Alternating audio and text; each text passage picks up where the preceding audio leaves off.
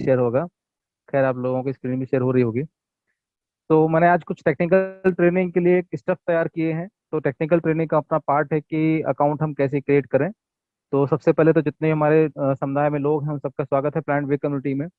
और आज हम लोग सीखेंगे कि अपना फ्री लैंडिंग पेज कैसे क्रिएट करते हैं, मतलब कि अकाउंट कैसे क्रिएट करते हैं, वॉलेट कैसे क्रिएट करते हैं। तो यहाँ पर आप देख पा रहे होंगे कि पहले तो जो हम प्लानट में अकाउंट अपना क्रिएट करते हैं, तो आपको अपना एक्चुअली अकाउंट नहीं वॉलेट क्रिएट करना पड़ता है। प्लानट बेस स्वयं एक अपने आप में एक वॉलेट है, जैसे कि ट्रस्ट वॉलेट, मेटा मास्क। उसी तरीके से प्लानट पे भी इथेरियम लेने के लिए, रखने के लिए, भेजने के लिए यूज किया जा सकता है। ठीक है।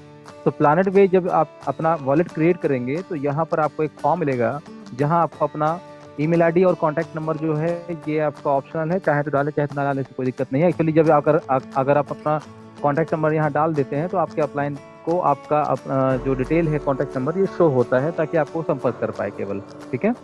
नाम आपका डालना कंपलसरी है, यूजर नेम डालना कंपलसरी है, कंट्री सेलेक्ट करना भी कंपलसरी है। तो इस प्रकार से जब अपना आप अकाउंट आप क्रिएट करेंगे तो इधर नेक्स्ट क्लिक करने के बाद आपको ये देख रहे होंगे यहाँ पर एक recovery phrase, generated recovery phrase लिखा हुआ है, ये आपको मिलता है। ये एक तरह से इंक्रिप्शन कोड है, मतलब कुछ कोड आपको दिए जाते हैं कि गलती से अगर आप अपना आईडी पासवर्ड भूल जाते हैं तो कैसे रिकवर होगा। क्योंकि इसमें कोई ईमेल तो आता नहीं कंफर्मेशन के लिए, ना ही कोई आपके पास में एसएमएस जाता है, तो कैसे कंफर्मेशन होता है। ठीक है ना। तो इन चीज़ों को डिजाइन करने के लिए यहाँ पर क्या किया गया है, इंक्रिप्शन का यूज़ किया गया है, जिसको हम लास्ट में कवर करेंगे इंक्रिप्शन कैसे क्या होता है बेसिकली। तो इस कोड को कॉपी करके कहीं पर अपने पास सेफली रख लीजिए। भविष्य में अगर आप आईडी पासवर्ड भूल जाते हैं तो इसी के द्वारा रिकवर होगा, और बाकी कोई तीसरा तरीका नहीं है रिकवर करने का आपका अकाउंट। ठीक है। जैसे आप इसको कॉपी करेंगे, कॉपी करने के बाद आप जब नेक्स्ट में क्लिक कीजिएगा तो नेक्स्ट में क्लिक करते ही आपको एक और ऑप्शन आएगा, जहां पेस्ट का आपको बटन दबाना है। पेस्ट का फिर नेक्स्ट क्लिक करेंगे, मतलब कि वही जो कोड आपने कॉपी किया था उसको पेस्ट करना है। देन जब आगे फॉरवर्ड क्लिक करेंगे आप, तो आपको क्रिएट पासवर्ड का ऑप्शन आएगा। ठीक है। तो क्रिएट पासवर्ड में आपको यहाँ पर अपना सेट योर पासवर्ड जो है, मिनिमम 6 डिजिट या 4 डिजिट जो भी आपको रखना हो आप रख सकते हैं। और पासवर्ड बनाने के बाद जैसे सबमिट करेंगे तो थोड़ा सा वेट करना है आपको। ठीक है। बिकॉज वॉलेट क्रिएट होने में थोड़ा सा समय लगता है। तो जैसे आपका वॉलेट इनक्रिप्टेड हो जाएगा, आपको एड्रेस अलॉट हो जाएगा, जब आपका वॉलेट क्रिएट हो चुका होगा, तब डैशबोर्ड में जब आप अपने लॉग मतलब मूव करेगा सिस्टम, तो इस प्रकार से यहाँ पर प्रोसीड और लॉगआउट का ऑप्शन आएगा। तो प्रोसीड में क्लिक करना है। प्रोसीड में क्लिक करने के बाद आपको एक फॉर्म मिलेगा जो ऐसा दिखाई देगा यहाँ पर। इस फॉर्म को आपको फिल करना है। ये फॉर्म किस चीज़ का है, आपकी कैंपेन फॉर्म है। यहाँ पूछा जाएगा whom are you raising fund for, किसके लिए फंड इकट्ठा कर रहे हैं, किस कॉज के लिए कर रहे हैं, कंट्रीब्यूशन का आपका जो है गोल कितना है, आपका नाम, पता, एड्रेस, कंट्री से पूछा जाएगा। और यहाँ बॉक्स में आपको डालना है प्लीज सपोर्ट और सबमिट कर देना है। बाद में इस बॉक्स में क्या लिखना है, आप अपने पास बढ़िया से कोई स्टोरी बनाइए और उसको यहाँ पेश कर दीजिएगा। ठीक है। स्टोरी जैसे कि आप इस जो फंड आपका गोल अमाउंट है वो कैसे यूटिलाइज करेंगे, उस चीज़ के बारे में आपको यहाँ जानकारी देना है। सबमिट कर देना है, अपलोड कर देना है। इमेज भी साथ में अगर आपके पास कुछ हो तो यहाँ चूज फाइल का ऑप्शन आता है। चूज फाइल में आपको यहाँ अपलोड इमेज, जो भी आपकी कैंपेन से इमेज हो वो डाल दीजिए और इसको सबमिट कर दीजिए। सबमिट करते ही आपको एक लिंक मिलेगा। इस लिंक के माध्यम से जितना चाहें आप अपनी फंड रेजिंग कर सकते हैं लोगों को शेयर करके। ठीक है। और जो भी फंड आएगा आपके पास में, इसमें किसी प्रकार से कोई फीस चार्ज नहीं की जाएगी। और चूंकि अपना प्लेटफॉर्म मोबाइल कंपेटेबल है, आईपैड कंपेटेबल है और वेब व्यू भी कंपेटेबल है, तो जो आपका पेज होगा वो भी हर प्लेटफॉर्म पे व्यूइंग कंपेटेबिलिटी बनाएगी इसको। ठीक है। नाउ अब करना क्या है, अब आपको प्लानट अपने एक्टिवेट करना है, प्लानट 10x कम्युनिटी में एंटर करना है आपको। तो सजेशन के तौर पे बोला जा रहा है कि आप एक्टिवेट 3 प्लैनेट्स कीजिए, जिसके लिए आपको $350 वर्थ का इथेरियम डिपॉजिट करना है। ठीक है। इसके बाद एक्टिवेट करना है मरकरी, वीनस और अर्थ। देन इनवाइट करना स्टार्ट करना है लोगों को, और जितना चाहे अपना फंड रेजिंग करना स्टार्ट कर सकते हैं। तो लोगों को मतलब किसको इन्वाइट करना है, जिनको फंड की रिक्वायरमेंट है, जैसे आपको है। ठीक है। सो आगे करना क्या आपको, डैशबोर्ड में जैसे आप अपना कैंपेन फॉर्म सबमिट कर देंगे तो आपको डैशबोर्ड में ये क्यूआर कोड दिखाई देगा। पहला वाला यहाँ स्क्रीनशॉट देख रहे होंगे, यहाँ ईटीएच वॉलेट लिखा हुआ है। ईटीएच वॉलेट के बगल में यहाँ रेड कलर का आइकन है और उसके बगल में क्यूआर का भी आइकन है। तो क्यूआर कोड में आपको क्लिक करना है। क्यूआर कोड में जब क्लिक करेंगे तो एक विंडो खुलेगा, जैसे कि राइट साइड में लिखा हुआ रिसीव इथेरियम, ये विंडो पॉपअप होगा। यहाँ पर OX से 0x से स्टार्ट होता है कुछ कोड, इसको कॉपी करना है। जैसे आप बैंक अकाउंट अपना ओपन करते हैं ना आईसीआईसीआई में, एसबीआई में, तो आपको वहाँ पर क्या मिलता है, अकाउंट नंबर, आईएफएससी कोड वगैरह वगैरह मिलते हैं। तो क्रिप्टो करेंसी में केवल अकाउंट नंबर ऐसे समझिए कि एड्रेस के नाम पे होता है, ये आपका अकाउंट नंबर इथेरियम का। ठीक है। तो प्लानट वे क्या है, इथेरियम वॉलेट है। तो ये आपका वॉलेट क्रिएट हो गया है, ये परमानेंट आपका रिसीविंग एड्रेस है। कहीं से भी इथेरियम आपको लेके आना है तो इस एड्रेस को कॉपी कर सकते हैं। तो आपको करना क्या है, फिलहाल यहाँ क्यूआर कोड में क्लिक करना है, देन यहाँ पर कॉपी करना है, और ये कॉपी किया हुआ एड्रेस, ठीक है, आपको कहाँ लेके जाना है, आपके जहाँ पर इथेरियम पड़े हो। ठीक है, अब आपके पास किसी वॉलेट में इथेरियम है, वहाँ वहाँ से जब भेजेंगे आप, तो वहाँ डेस्टिनेशन एड्रेस मांगता है, कहाँ भेजना है, टू एड्रेस। तो इस एड्रेस को जब आप वहाँ भेजेंगे, वहाँ पेश करेंगे, तो आपका इथेरियम इधर पहुँच जाएगा। ठीक है, तो अभी इसको समझते हैं। मैं मेटामास्क का एग्जांपल ले रहा हूँ यहाँ पे। तो मेटामास्क में जब आप अपना इथेरियम जैसे पड़ा हुआ आपके पास 0.9876 एग्जांपल के तौर पे है, तो यहाँ सेंड का बटन जो होगा, सेंड के बटन में, ये मेटामास्क एग्जांपल लिया हुआ है, आप ज़ेप वजीरेक्स और बहुत सारे इथेरियम वॉलेट हैं, ट्रस्ट वॉलेट। तो जब वहाँ इथेरियम आपके पास परचेज हो जाएगा, तो परचेज करने के बाद आपको सेंड में क्लिक करना है, या ट्रांसफर में, या विड्रॉ में। 2-3 ऑप्शन ऐसे होते हैं अलग अलग प्लेटफॉर्म पे।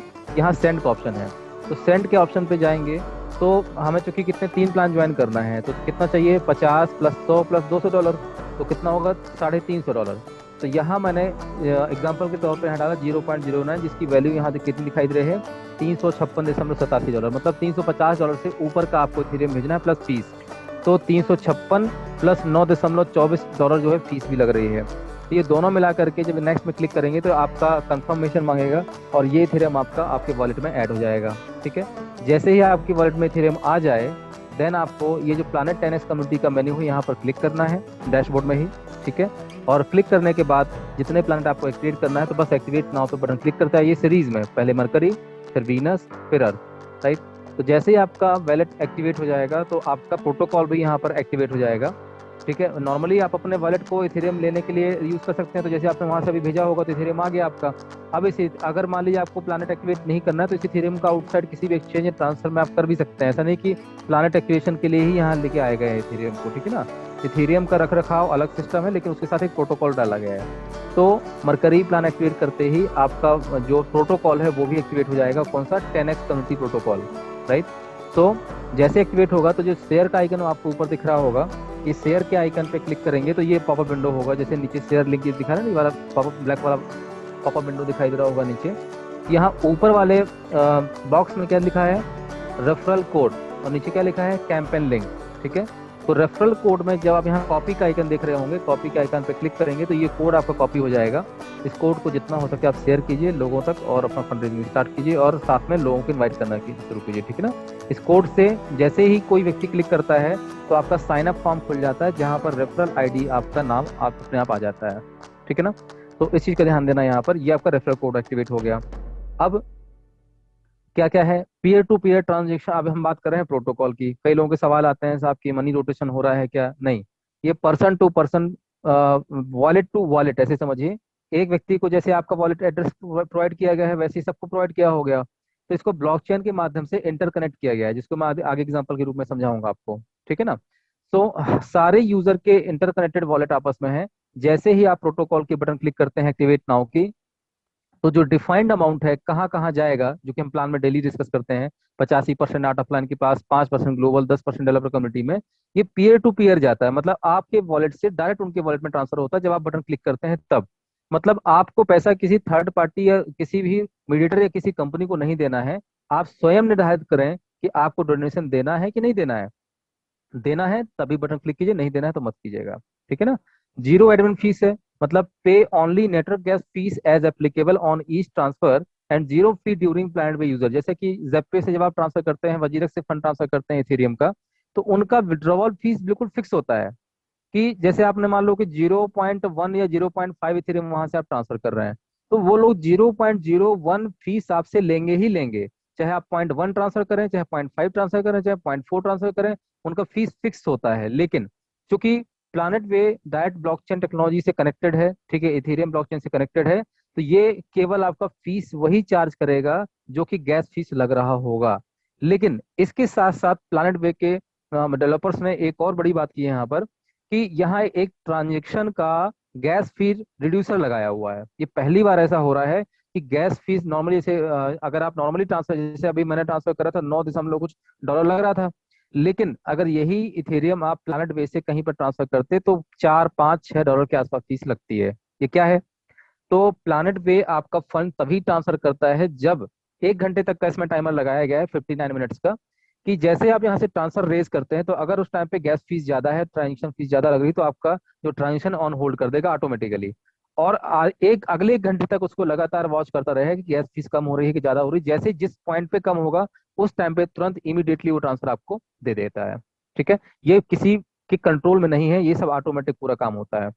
सो फीस कम हो, हर यूजर का नुकसान ना हो, इस वजह से यहाँ लिया गया है। साथ में कोई एडमिन फीस के नाम से आपसे एक्स्ट्रा चार्ज नहीं लिया जा रहा है कि विड्रॉल लगाएंगे तो 0.1 का विड्रॉल लगाया तो फीस तो कटनी कटनी है, साथ में एडमिन को भी अलग से देना कुछ पड़ेगा, ऐसा कुछ भी नहीं है, तो जीरो एडमिन फीस है। ट्रांजेक्शन फ्रॉम एनी वॉलेट, मतलब कहने का कि डिपॉजिट किसी भी आउटसाइड एक्सचेंज या वॉलेट से कर सकते हैं, और ट्रांसफर भी किसी भी आउटसाइड एक्सचेंज या वॉलेट में कर सकते हैं। ठीक है, सिक्योरिटी इंक्रिप्शन इसमें लगाया गया है, user defined password, recovery Firaz, transaction pin. जब अपना अकाउंट क्रिएट कर लेंगे तो साथ में आपको यहाँ ट्रांजेक्शन पिन 4 डिजिट का भी सेट करना है। 3 तरफ से सिक्योरिटी प्रोटोकॉल यहाँ फॉलो किए जाते हैं। ठीक है, अब बात करते हैं कि कई लोग पूछते हैं सर स्मार्ट कॉन्ट्रैक्ट क्या है और अपनी वेबसाइट में क्या डिफरेंस है, मतलब अपना जो प्लेटफॉर्म है और बाकी के जो स्मार्ट कॉन्ट्रैक्ट है और बाकी के जो सॉफ्टवेयर होते हैं उनमें क्या डिफरेंस है। तो ये डिफरेंस आपको आज, चूंकि मैं इसी में थोड़ा टाइम लग गया मुझे बनाने में, ट्रेडिशनल वेबसाइट जो अभी तक आप देखते आ रहे हैं जो ट्रेडिशनली यूज हो रहा है, और स्मार्ट कॉन्ट्रैक्ट और प्लानेट वे, इन 3 चीजों में डिफरेंस क्या है उसको समझेंगे पहले हम। ठीक है ना। तो प्लानेट वे का प्रोटोकॉल थोड़ा सा डिफरेंट तरीके से डिजाइन किया गया है यहाँ पर। जैसे पहले हम समझते हैं नॉर्मली, आप प्लानेट वे को अलग कर देते हैं, पहले हम इसको समझते हैं, ठीक है ना, पहले वाले को। तो ट्रेडिशनल जो वेबसाइट होती है, ट्रेडिशनल जो सॉफ्टवेयर होते हैं उनमें, और डिसेंट्रलाइज ऐप, डी ऐप, या आपका कहना चाहिए कि स्मार्ट कॉन्ट्रैक्ट बेस्ड ऐप क्या कहलाते हैं। बेसिकली स्मार्ट कॉन्ट्रैक्ट क्या कहलाता है, तो बहुत सरल भाषा में समझाने की यहाँ पर कोशिश की है। जैसे वेबसाइट है तो वेबसाइट, तो डी ऐप का जो एप्लीकेशन होता है वो वेबसाइट का काम करता है, और यहाँ नॉर्मल वेबसाइट होती है जैसे कि www.planetway.io। और इसी तरीके से अगर डी ऐप की बात करें तो वो जो आपका डी ऐप आप समझते होंगे, जितने लोग भी डिसेंट्रलाइज ऐप यूज करते हैं, तो आपका मेटा मास्क हो गया, ट्रस्ट वॉलेट हो गया, या आपका ट्रोन चेन हो गया, बहुत सारे एप्लीकेशन होते हैं। तो वहीं पर ये वेबसाइट खुलती है और साथ में नॉर्मल वेबसाइट भी खुलती है, लेकिन जो डिसेंट्रलाइज ऐप होते हैं वो एप्लीकेशन के ऊपर ही काम करते हैं, उन्हीं के ऊपर काम करते हैं, बाहर काम नहीं करेंगे वो। ठीक है ना। सो जो नॉर्मल ट्रेडिशनल वेबसाइट होती है वहाँ एक डेटाबेस होता है। डेटाबेस मतलब कहने का कि सारी जितने भी वेबसाइट के अंदर ज्वाइनिंग हो रही हैं, जो भी डेटा वहाँ लॉगिन किया जा रहा है, उन सारे डेटा को सर्वर में रखा जाता है। लेकिन सर्वर और इनपुट डेटा के बीच में होती हैं एपीआईज। एपीआई क्या कहलाता है, तो एपीआई बेसिकली जानकारी को एक जगह से उठा करके दूसरी जगह रखने की प्रोटोकॉल को बोलते हैं एपीआई। ठीक है, अब मैं इसके बारे में ज्यादा जानकारी दूंगा तो ऊपर से निकल जाएगा। एपीआई सिंपल ऐसे समझिए कि एक घर बना हुआ है। अब एक एक बिल्डिंग में आप रहते हैं, दूसरी बिल्डिंग में आपका फ्रेंड रहता है। ठीक है, तो आप अपने घर के जितना भी आपके घर में सामान है, अपने दूसरे फ्रेंड को बताना चाहते हैं कि मेरे घर में क्या क्या सामान रखा हुआ है। तो कैसे बताएंगे, या तो उसको बार बार एक पर्ची लिखेंगे, उसमें आप अपना पूरा सामान घर का नोट करेंगे और पैदल जाएंगे और उस फ्रेंड को बताएंगे मेरे घर में क्या क्या सामान रखा हुआ है। दूसरा तरीका कि आप एक फोन कॉल करेंगे और अपने घर में आप टहलते टहलते सारी चीजों की जानकारी उस व्यक्ति तक पहुंचा देंगे। तो ऐसे समझिए कि फोन कॉल, ठीक है, मतलब कि छोटी सी चीज के द्वारा आपने बड़ी सी जानकारी आप यहाँ से वहां पहुंचा पा रहे हैं बिना किसी मूवमेंट के। तो बेसिकली ये इंटरकनेक्शन होता है। वेबसाइट जो आप देख रहे हैं वो, और जो जहां से डेटा वो दिखाने के लिए लाया जा रहा है वो, दोनों को आपस में कनेक्ट करने की प्रोसेस को बोलते हैं एपीआई। ठीक, तो अब इसी चीज, ये है नॉर्मल ट्रेडिशनल काम। तो डेटाबेस जहाँ रखा हुआ मतलब पूरी जानकारी जहाँ स्टोर है, उस जानकारी को एपीआई से कनेक्ट करके वेबसाइट में दिखाना जाना, मतलब ये सिंपल ट्रेडिशनल काम अभी तक हो रहा था। दूसरी तरफ जब आया स्मार्ट, तो स्मार्ट कॉन्ट्रैक्ट में डी ऐप वही वेबसाइट हो गई। लेकिन यहाँ पर एपीआई का जो काम है वो है स्मार्ट कॉन्ट्रैक्ट का, मतलब ऑटोमेटिक जो काम चलता रहे कि जो भी जानकारी डेटाबेस में रखी हुई है, तो डेटाबेस की जानकारी को स्मार्ट कॉन्ट्रैक्ट के माध्यम से जो है डिलीवर किया जा रहा था। ठीक है ना। तो स्मार्ट कॉन्ट्रैक्ट में लिख दिया गया कि कौन कौन सी जानकारी आपको डिलीवर करना है और क्या क्या करना है। तो उसके नीचे है डेटाबेस। अब डेटाबेस यहाँ पर क्या है, देखिए ये एक बॉक्स बना हुआ है जहाँ पर सारा डेटा सेंट्रलाइज है, मतलब पूरा डेटा एक जगह रखा हुआ है।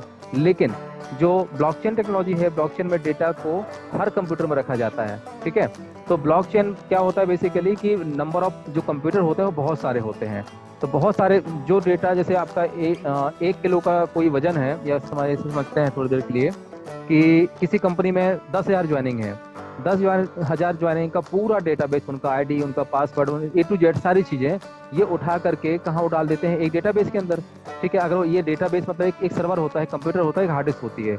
हार्ड डिस्क गलती से अगर क्रैश हो गई ओवरफ्लो करंट की वजह से, या पानी में डूब गया, वहां बाढ़ आ गई, तो ये हार्ड डिस्क अगर खत्म हो गई तो ये पूरा डेटाबेस खत्म हो गया।